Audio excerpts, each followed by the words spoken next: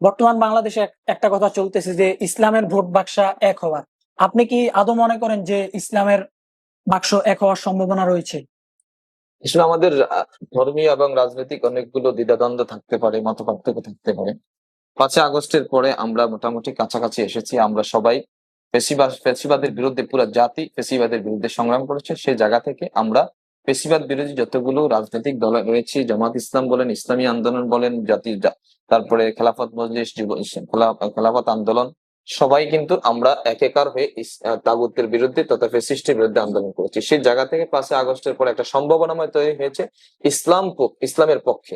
সেই জন্য পীর সাহেব চরমোনাই এর প্রবর্তন করেছেন যে আমরা আর দূরত্ব না থেকে আমরা সকলেই একই বাক্সের মাধ্যমে ইসলামের পক্ষে জাগরণ সৃষ্টি করতে চাই।